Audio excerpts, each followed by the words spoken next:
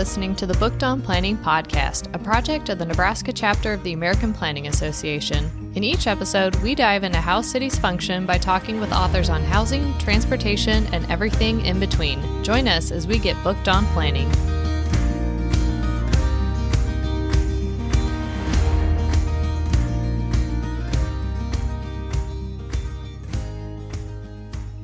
Welcome back, bookworms, to another episode of Booked on Planning. In this episode, we talk with author Carl Elefante on his book, Going for Zero, Decarbonizing the Built Environment on the Path to Our Urban Future. As a preservationist and an architect, I really enjoyed this book because Carl is really kind of leading the way in the field of the built environment in creating more sustainable buildings and preserving the buildings that we have. Having coined the term, the greenest building is the building that already exists.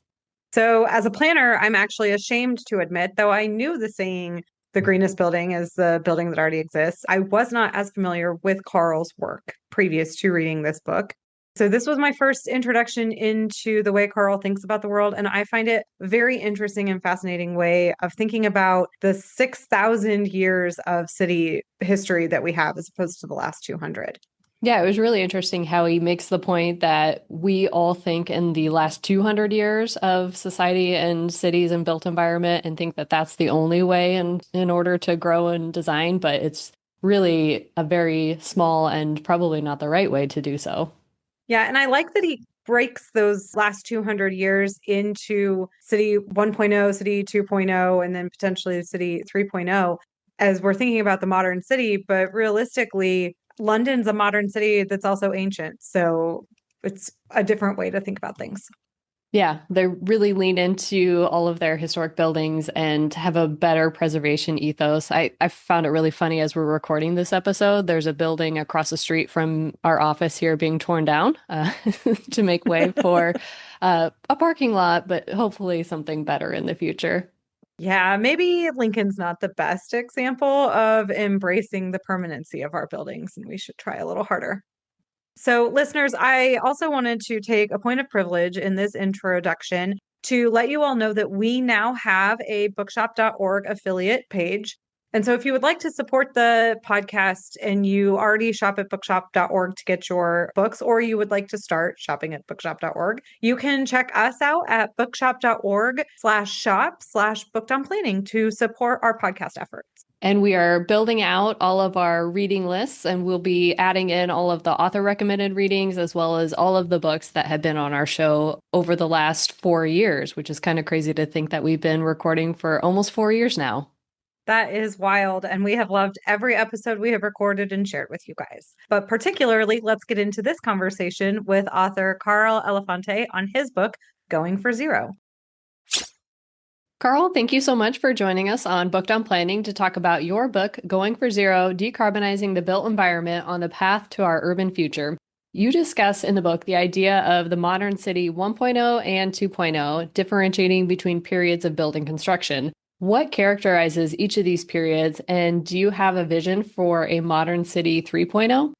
Well, first, let me just say thank you so much for having me here today. It's a great honor to be here and a great opportunity to talk about my book. Obviously, I wrote it so that people would read it and we could talk about it. So this is very much kind of the outcome that I was hoping would happen with writing the book. So I talked about Modern City 1.0 and 2.0 as kind of a reference to look at the history of the development of modern cities in a way that, most architects and engineers and planners and so on could relate to and kind of get without having it be a really big, heavy study into the history of architecture and planning. And basically, it's kind of 80-year cycles, if you will. If you look at the Industrial Revolution and its impact on the built environment, kind of the first generation is oftentimes referred to as what happened in the kind of 19th century. We had electricity and we had elevators and we had subways and we had steel to make skyscrapers. And there was sort of this whole generation of new technologies and also new understanding of what we could do with our design of cities, to things like having clean water systems so that people didn't get infectious disease. So in a lot of ways, I look at that 19th century city as modern city 1.0. And here in the United States, we think of it in terms of the City Beautiful movement and, the World Columbia Exposition and the notion of kind of, Beaux-Arts design of these, beautiful parks in our cities and things like that. And of course, we've got this sort of European example of Haussmann's Paris and a lot of development that happened all around the world in that sort of era of those people were making the modern city. The founders of the AIA in 1860, roughly, were thinking about, really establishing the modern city. And they were reformists. They believed in cities. They literally sort of voted with their feet. They worked in cities. They thought that cities were really the future. And then what I characterize as modern city 2.0 is really what emerges in the early 20th century with thinkers like Le Corbusier and Frank Lloyd Wright. And they were what I characterize as urban rejectionists. They truly believed that cities were not the solution and that cities were the problem. And sort of Corbusier's version of that was to bulldoze down Haussmann's Paris and put up apartment towers, which fortunately didn't actually happen the way that he planned it. Literally his plan for the Voisin was to bulldoze a second arrondissement in Paris. And of course, Frank Lloyd Wright sort of gave us Broadacre City, which was a real sort of vision of suburbia. And so here we are today, knowing all the wonderful things that sort of modern city 1.0 and 2.0 led to. Cities today are spectacular in many, many ways, but they're also really problematic in many ways. And we sort of know what they can't do as well and know that they have transigent problems that we're really having a struggle to try to do something about. And so the post-World War II era, that's 80 years old. I mean, literally this year is the 80th anniversary of the end of World War II. So for 80 years, we've been trying this City Beautiful 2.0 model in its sort of fully mature version. And we understand that there's things like the cities are more for cars than they are for people. Also, that cities are heavily carbon polluting. So the fact of the matter is we're really beginning to see Modern City 3.0 talked about.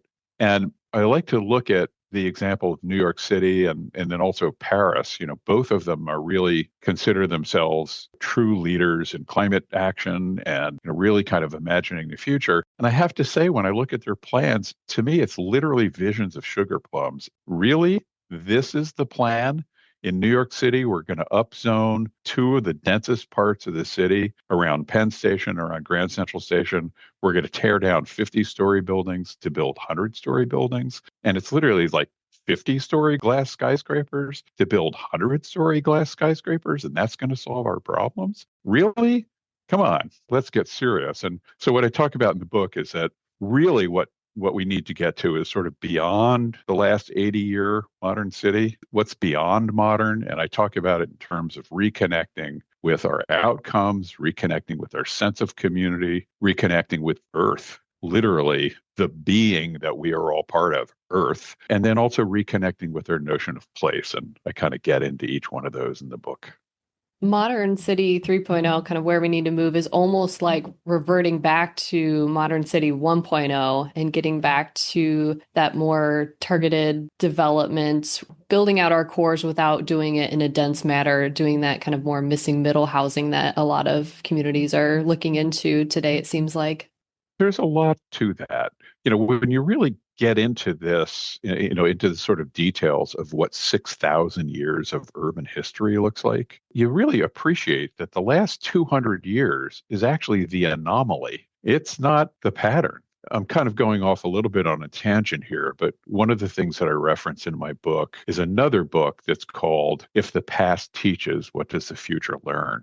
And it's written by archaeologists asking themselves, do archaeologists have anything to contribute to the discourse on climate change? And what they did was to study cities that existed for at least 1,000 years, many of them for 2 or 3 or 4 or 6,000 years. I mean, some cities that really were around for a long time, but also cities that are no longer around, so that they understood what made them succeed and then also what made them fail.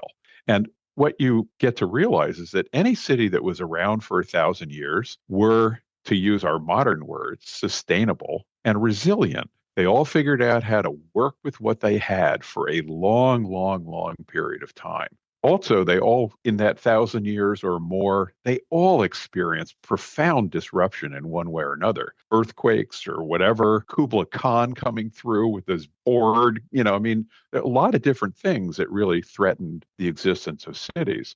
So there are many, many definitions just in that book, and let alone in the encyclopedia of 6,000 years of cities. There are many definitions of what sustainable city looks like. There's many definitions of what a resilient city looks like. And we're using only the last page of the encyclopedia. We're thinking that what we've done in the last 200 years has all the answers, and it just doesn't. To your point, that past is prologue. For thousands of years, we did rely on human slave labor to build those historic cities. But you make the point that now we rely on energy slaves for our modern comforts. So can you explain this idea? I think there's a little bit of a misnomer in your question in that it wasn't just slave labor, it was human labor and animal labor. Much of it paid, much of it people very glad to be a stonemason working on a Gothic cathedral. It's a good point. Yeah. I mean, so what? Okay, it wasn't all just bad. People were making other people do bad things to build cities.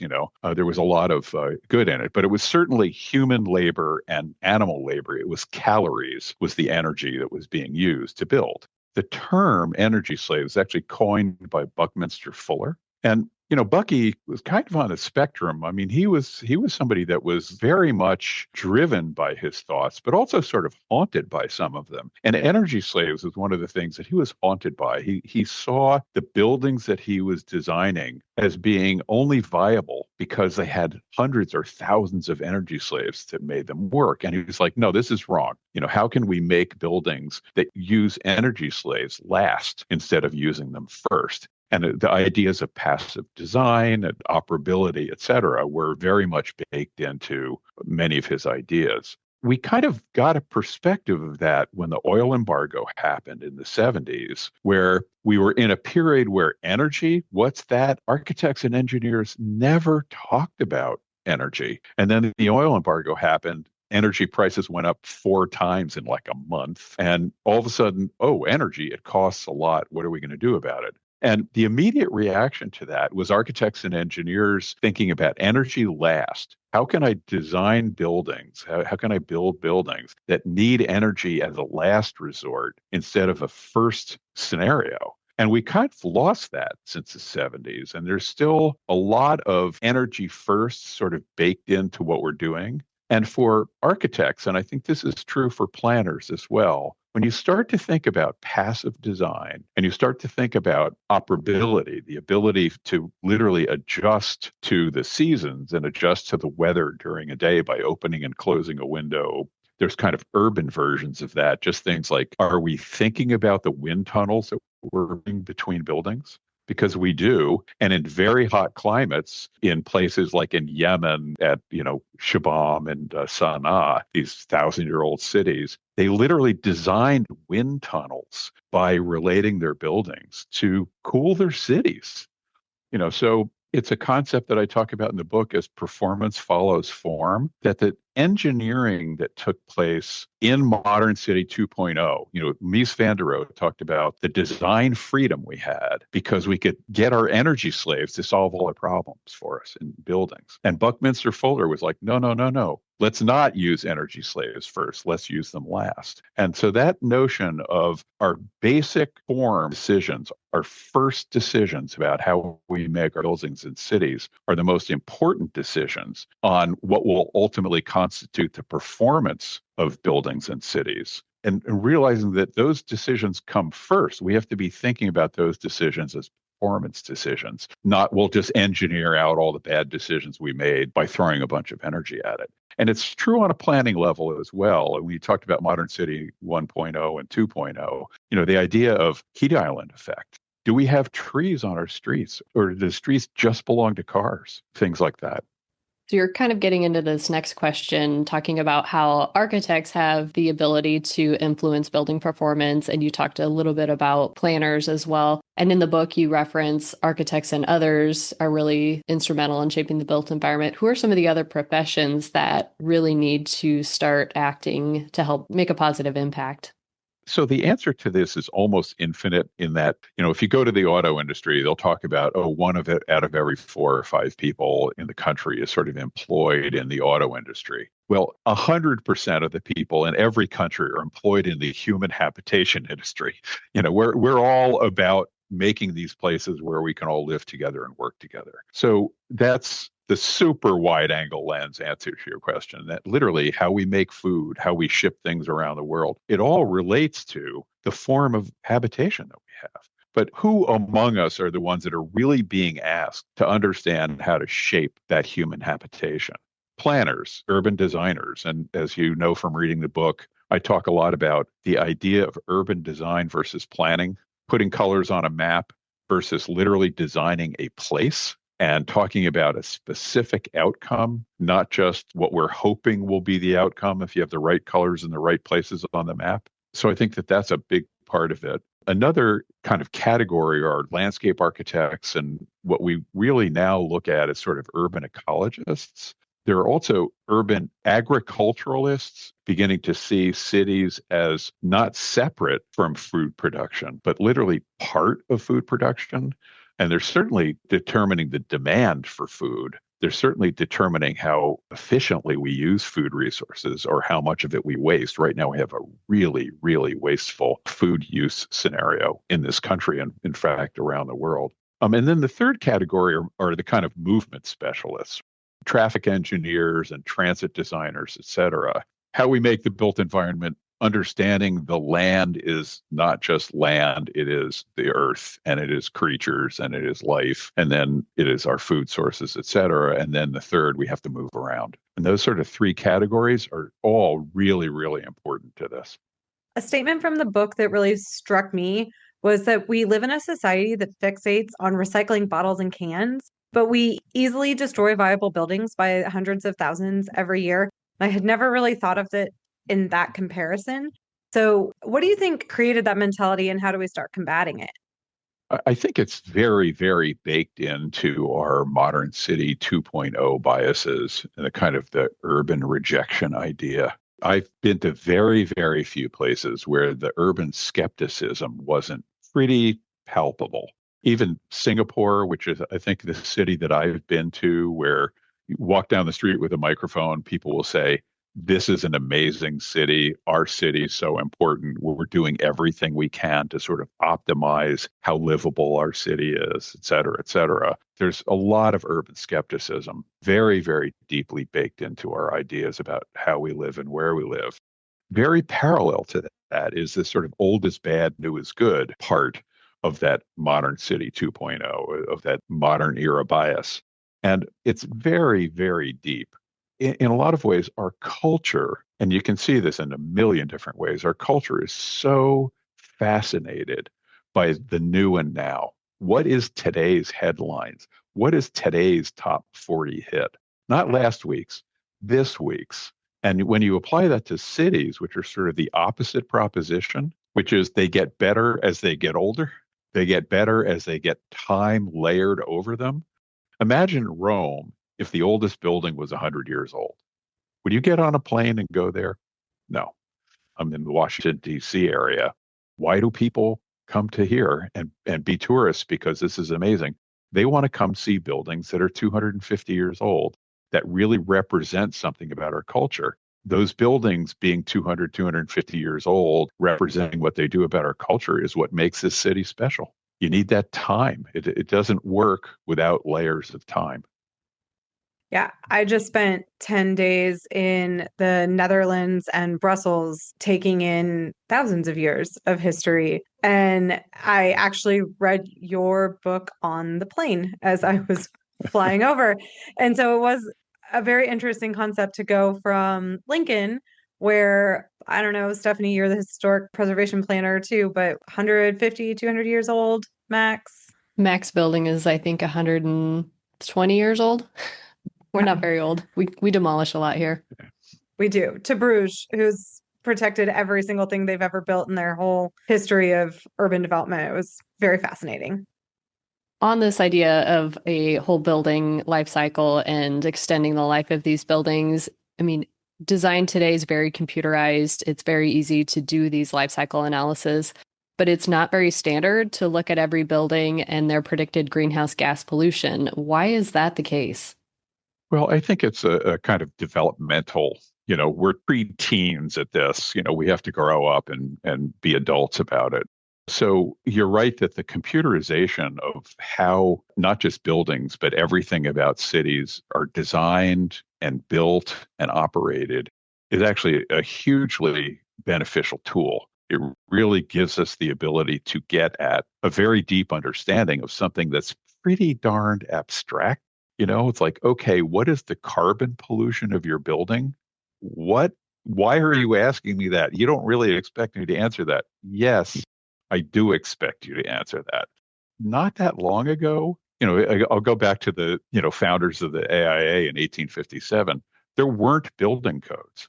They were like, hey, we need a code. We need everybody to understand that this is our standard of care, that it's not okay for buildings to burn down and for people to die in those fires. We need to have egress. We need to have fireproof buildings, et cetera. That in and of itself was a big paradigm shift. Like, oh yeah, let's have building codes. Well, in the architectural and engineering world, that's called standard of care. If the building code says that you must do that, the standard of care is you must do that. Our standard of care needs to become and could easily become assessing whole life carbon as part of our design process. It could be mandated by code, and I think it's becoming mandated by code. And I'll just give you one really good example of that. London recently adopted what they call their reuse first policy. What it's based on is that to get a demolition permit for any building over 1 story tall, and that's most of the buildings in London, that's for sure, you have to show that your new building alternative is the least carbon polluting alternative using a whole life carbon analysis. And you have to compare it with a reuse only scenario, just use the building that you've got, a reuse plus addition scenario, or a demolition and replacement scenario. And there's a kind of a routine that you go through to sort of show that. But it just gives you an example of, I think, what's coming, this idea that understanding the carbon footprint of our decisions is something that we have the capability of doing. And I'll just end it by saying, what's preventing it? Well, right now, the people that really need to do this work, the architects and the engineers and the planners that need to do this work, we're not really trained for it, and we're sure as shooting not compensated for it. And those two things have to change. And I think we're working on the training part, but we really have to work on the compensation part. We have to understand that, we need the policies that mandate carbon accounting, but then we also need to understand that there's an economic cost benefit to it, that we're going to get the benefits. A great article in today's New York Times about Iowa City and their free bus system. And guess what? It's reducing traffic congestion, and it's shortening the travel times, and it's also reducing air pollution. So, suddenly something that sounds like, oh, it's just going to cost us money. We're going to have free transportation. Wow, what a burden. Man, that's really going to, make our city taxes go up. Suddenly there's these other benefits from it that actually have monetary value that we don't capture. We don't find a way to capture that value. We have to figure out a way to capture the value of actually doing the carbon accounting that we need to do. I feel like another barrier too is the owners of all the buildings, because the architects, the planners, the engineers were often working for building owners, and they're the final decision makers. So we can make the case all day, but until they've bought in and understood the importance of designing and maintaining buildings in a more sustainable manner, it can be kind of an uphill battle. Yeah, and there's ways that the owners can be incentivized in this as well. So probably the one that you'll hear referenced most often is insurance. So there's a lot of really clear co-benefits related to health. We just talked about Iowa City and the air pollution being reduced by having, free bus service. There's a lot of kind of other both urban scale and building scale examples like that of both personal health benefits, individual health benefits, and then also public health benefits. That's reflected in the insurance industry, and it's becoming more reflected in the insurance industry. You're beginning to see just things like climate disruption risk affecting insurance rates on property, et cetera. And then also the financial industry, how we loan money to do building projects, which are big dollar, long-term, long payback endeavors. But the way that we look at them still is too short term. Buildings really get their value not just over decades, but over centuries. And that's a very controversial thing to say in our society. But I talk about it in my book in terms of buildings, their superpower being their permanence. And I talk about buildings being permanent, not long lasting, not part of the circular economy. They literally last lifetimes. And if you look at our building codes, something that we talked a little bit about before, okay, well, our codes were made to make buildings be fireproof. And now earthquake proof. And even bomb proof. We have these requirements to make buildings very, very durable, made out of things like steel and concrete. 60% of a building, 70% of the building are made out of these extremely durable, what are ultimately truly permanent materials that last forever. And yet there's nothing in our codes that talks about if you're going to invest 60 or 70% of your resources into permanent structures, how do we make them valuable over time? How do we make them flexible? How do we make them adaptable? How do we make them maintainable and then actually literally changeable? Really make it so that you can fully give them new life somewhere in their hundreds of years of life. And those in the preservation field, historic preservation field, we get this. We know that if we go into a 200-year-old masonry building, where the work's going to be, it's not going to be on the 200-year-old masonry. There's going to be a little bit of work on the 200 masonry. And my kind of favorite example of that is to compare the Empire State Building, which is a pre-World War II building, with typical 21st century glass tower like Freedom Tower that, is built on the World Trade Center site. And the Empire State Building and Freedom Tower are both LEED Gold buildings, so they're both good, cool, green buildings. Great. And the Empire State Building was renovated, I think, starting in 2009 to become a LEED Gold building. And, they had to work on their windows. They'd take the windows out. They're all the same size. They were able to take a window out and put a new window back in the same day because all the windows are the same size. So you didn't have to wait 6 months while the window was being restored.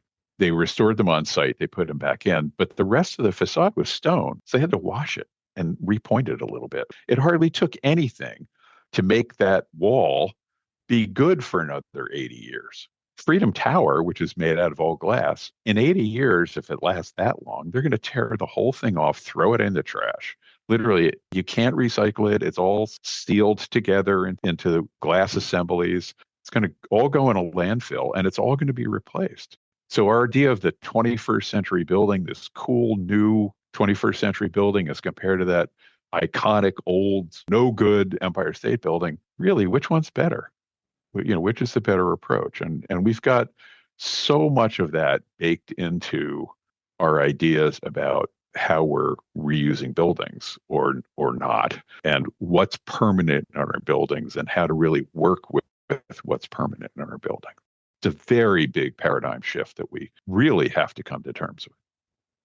This isn't in the building concept, it's more in the design concept, but I recently in the last 6 years, moved into a 1952 home. So I've been trying to honor that home's character and its mid-century interests.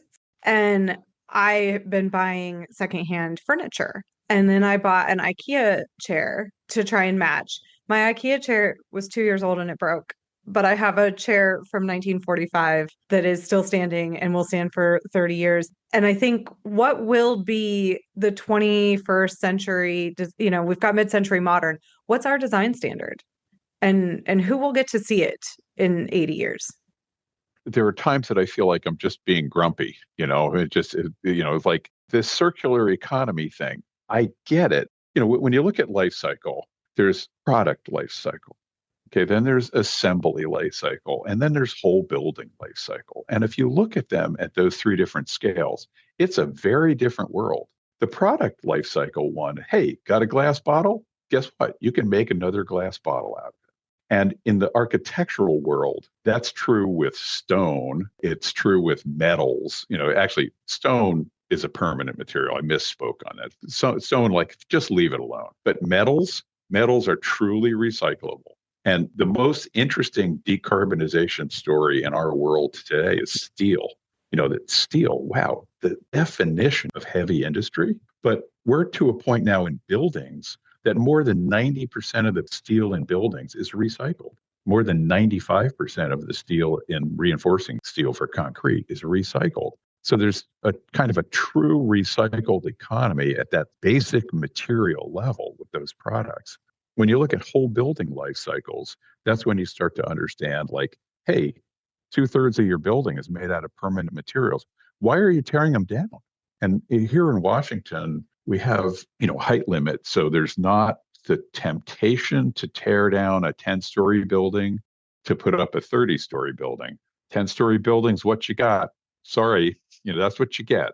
But I actually think for a city, it's a great thing to just simply have a city that gets density by using its land well, rather than 5 properties using all the economy, and putting 100-story buildings up.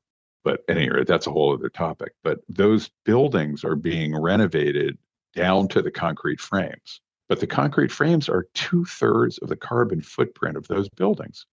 So, okay, let's keep what's permanent. And it's interesting, the facades that get kept are oftentimes the facades that are made out of the permanent materials, like the new AIA headquarters. The AIA headquarters just been renovated. And it was, this brutalist concrete building built in the 70s. It actually opened like a couple of months before the oil embargo. So it was this building that, like, energy, hey, who cares about energy? And all of a sudden, like, they barely get the lights turned on. It's like, oh my God, the energy costs are 4 times higher. Now what? And they had to start to retrofit thinking about energy in that building. But in the renovation that they just did, they kept all the concrete, including that ugly brutalist facade. They're like, you know what? We can work with that. And they actually did a really interesting version of adding glass sunshades that are actually solar collectors to shade the building, which has its main facade is south and west. So it's, just horrible from the sun standpoint. But they did a really clever job, and they kept all the permanent materials. And switching back to the building codes, and I think this was kind of one of the points that you were starting to make. We legally can't build a building without using plastic. And now every time I plug something into an outlet, I think about that. So why has the market not stepped in to provide greener building materials at this point? Let me just start by saying that there are uses for plastics that are like miracle uses. And you gave the example of electric devices. I don't know how we would have the electrical systems that we have without plastic. It's like the perfect material for that. But siding, we're going to make the siding from our houses out of plastic. When it burns, the firefighters have to wear gas masks because it makes a toxic smoke when it burns. So, like, okay, we'll just kill all the firemen when our houses burn down. No, I mean, why are we using plastics for things like that? There's way better alternatives made out of wood, bamboo. How about earth? We can make things like brick. The 6,000-year-long encyclopedia of buildings and cities shows us how to build with the earth and plant resources that we have to make buildings that last for literally thousands of years. Let's go to Yemen and look at Shabam, a 1,000-year-old city made out of unfired adobe. You show me your glass tower that's been here for 1,000 years, and we can start talking about which one will we like better. We like the 1,000-year-old wood building, the 1,000-year-old unfired clay building, the 1,000-year-old stone building, or the 1,000-year-old glass building. You will never show me a 1,000-year-old glass building. Our technology does not last that way. I think one of the main hurdles, especially for, single family homeowners who are trying to invest or build new buildings, is the costs of doing a more durable material that's going to last 100 years. We think in terms of a single mortgage cycle versus life cycles of buildings. How can we get past this way of thinking? Well, I mentioned before about the insurance and the financial industries, and that we're really fighting them instead of having them help us with these aspects of the challenges that we face. Hey, come on, financial guys, get with it. Help us out here. So I live in a 100-year-old wooden house that no one thought would last 100 years. If you paint it every 10 years and you get the leaves out of the gutters, I mean, it takes a little bit of maintenance work to take care of it, but there's a long history of the traditional buildings that didn't require giant carbon footprints to make those materials to really, show the longevity value of them. That our economic system doesn't capture that value is counterproductive. I mean, it not only, it doesn't make sense, it actually hurts. And it's just not okay for those to be our systems. I mean, if we're going to solve the problem and have our own version of a sustainable and resilient future that is going to last 1,000 years, we have to change those systems to aid it. If we're fighting those systems, we will not get there. We're fighting it right now. Look at what's going on with the economy in our country. We're trying to pretend that an economic system that rewards New York for building 100-story towers for billionaires to visit 2 weeks a year is a good real estate economy. It's not a good real estate economy. It doesn't take care of the people in the city. The things that we know are making it harder for us to really achieve what we need to achieve to have a sustainable and resilient future. We have to change those things. Not okay for them just to stay the same. So, how can design professionals today move beyond this modernism and thinking like you were just talking about, we kind of know, and relearn the historic design principles that could help meet today's climate goals? We don't really see that in school much, I don't think, at this point. So, how can we move forward? So we don't see it much in school. And to the degree that architecture does spend time on what's not just in this month's architecture magazine, we tend to look at it in terms of stylistic development. We're not really looking at it like, what materials are those buildings made out of? What were the material flows? What were, like, literally what we now have as global supply chains? What were the supply chains that allowed cities to develop and thrive, et cetera? And so not just looking at the 6,000-year encyclopedia of buildings and cities, but to be more curious about what they really represent. What are the stories of sustainability and resilience that are there? And part of it is the materials that they're made out of. Part of it is how they were designed for their climates, for their weather, et cetera. That idea of passive design and operability. The other thing is we need to do is to not just study those things, but to learn from them and then figure out a way to use those things and adapt to them. I'll just give you a great story of a project that's by architects here in Washington, a guy named Rick Snyder of iStudio. They were doing a school edition. Washington built a lot of schools in the late 19th century. And they were doing an addition to this school, and they noticed that the classrooms all had these shafts in them built into the walls. And like, why are there shafts here? And they were, oh, well, they must go down to the basement to, like, the furnace. Like, no, they didn't go down to the basement. They went up to the attic. Why did they have shafts in the classrooms that go up to the attic? They went up to the attic and they looked around and they noticed that there was a cupola and that tower actually had louvers and windows in it. And actually it was a vent so that the shafts were drawing air through the classrooms up into the hot attic, and the hot air escaping out of the top of the attic through the cupola was actually creating an air circulation system, what's called an induced ventilation system in the classrooms. And they emulated it in their new edition. In fact, they sort of improved it, engineering it a little bit more and using, a kind of a south-facing solar orientation on the solar chimney so that it would sort of superheat the air and create more of an airflow and so on.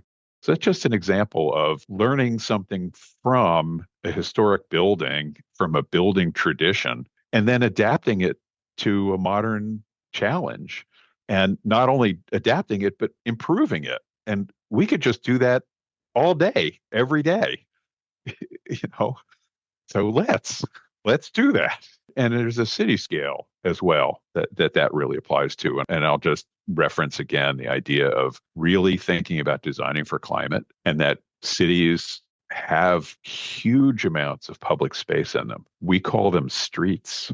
Well, that huge amount of public space can be used for other things as well as moving transportation vehicles. And it can be stormwater management. It can be green things that lower the heat island, that make oxygen, that take CO2 out of the air, that make it a pleasant place for us arboreal creatures to feel at home.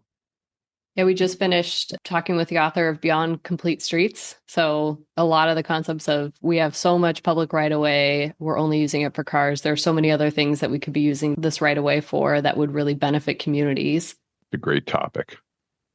So another path forward that you identified in the book is moving from this idea of development to reintegration, requiring a radically altered approach to engaging social communities. What does this look like?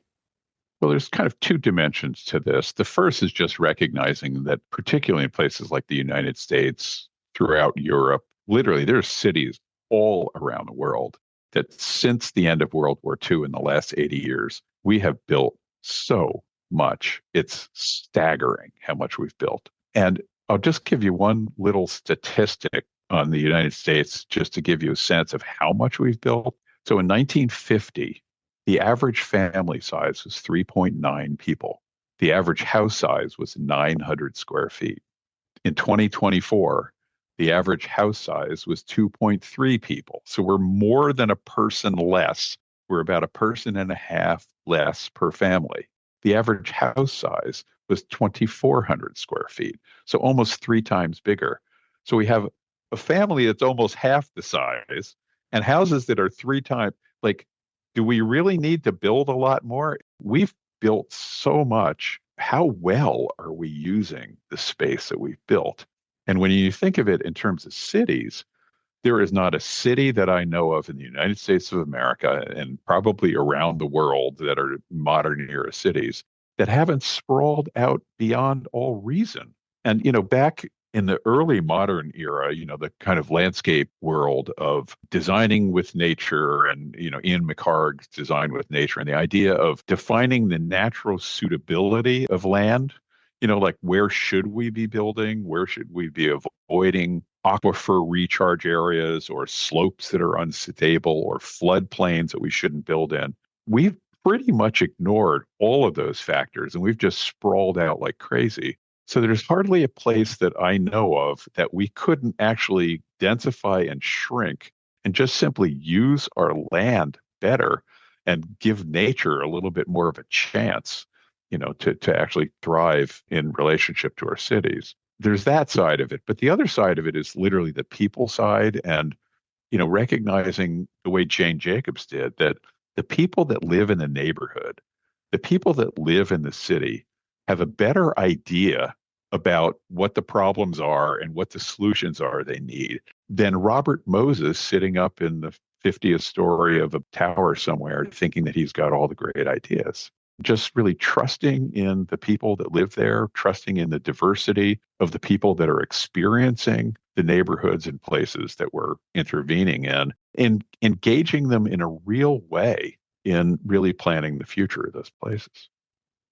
Ultimately, Going for Zero is a hopeful book. And I was wondering what continues to give you a sense of optimism that we will be able to meet the future needs and fight against climate change after this whole conversation of we are not doing it yet.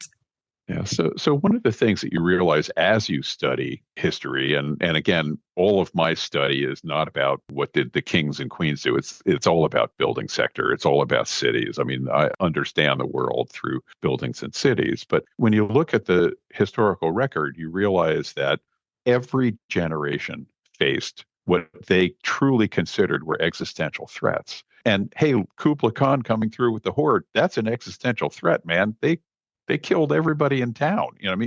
There were some very big challenges, but every generation also found a way to solve their problems. and to move on and to not just survive it, but to thrive. I mean, Shakespeare never lived in an air-conditioned building, but he somehow or another got to write all those plays. I mean, life didn't just exist. It didn't just make it through the day. Everything that we admire about human accomplishment was accomplished in those conditions. We're going to do the same thing. It's our human instinct to do it. Let's just get busy. Let's help each other, and let's correct the things that need to be corrected. Like, why are we fighting the financial system? Why are we fighting a lot of the planning and zoning systems and things like that? Let's change those systems. They're just words on paper. Write different words on the paper. And let's make those things so that they're helping us instead of barriers to the progress that we need. So we'll do it. And when I go to architecture schools, sorry, college professors, for what I'm about to say, the students get it more than the faculty. The students get it. The next generation is chomping at the bit to get at this and really solve these problems. Let's help them instead of throwing barriers in front of them. And as this is Booked on Planning, what books would you recommend our readers check out? Well, I already mentioned Barnabas Calder's book about architecture from prehistory to climate change, which is appreciating the history of architecture, not just as stylistic evolution, but really understanding it as energy and materials, et cetera. So just that's a great book. Just change your mindset about what you're seeing when you look back. There's 3 urban books that I think are just super important. One is Ed Glazier's Triumph of the City. I think it's so important because it just reminds us, why did people make cities? Because it allowed us to have exchange and cooperation, which is really all that people really had. That's it. Those are the only tools that we have in the toolbox to get together and to cooperate with each other. That's what human progress is based on. The second book is Mindy Thompson Fullalove's Main Street, and she's authored a lot of books. She's a psychiatrist who understands psychiatry. She understands human pathology issues and what you need to do. And she's a psychiatrist who understands human potential and how the built environment impacts it. And it's both sort of the bad, like, wow, if you live in a bad place, it really affects you. But then it's also the good that, like Jane Jacobs, go and talk to those people. They understand how the built environment is impacting their lives. Trust in that. So it's just really a great understanding of how we can bring our urban and design expertise together with the actual people that are being affected by bad conditions in the urban environment, improve things. And then last but not least is Doug Farr's Sustainable Nation. Doug has written a couple of books, and Sustainable Nation is really taking the ideas of climate action and green building and sustainability and resilience and looking at it as a global proposition and saying, can't we get to all of us working together for a sustainable and resilient urban future? So I think that I would recommend all 3 of those books. I think those are all 3 new recommendations to add to our growing list of author-recommended readings. Well, great. I'm glad I was able to help. Well, Carl, thank you so much for joining us on the show to talk about your book, Going for Zero, Decarbonizing the Built Environment on the Path to Our Urban Future. A real pleasure to be with you. Thank you so much, Jennifer and Stephanie. We hope you enjoyed this conversation with author Carl Elefante on his book, Going for Zero, Decarbonizing the Built Environment on the Path to Our Urban Future. You can get your own copy through the publisher at Island Press for a short time. As you all maybe know, Island Press is merging with another publisher by supporting your local bookstore or, of course, supporting us at bookshop.org. Remember to subscribe to the show wherever you listen to podcasts, and please rate, review, and share the show. Thank you for listening, and we'll talk to you next time on Booked on Planning.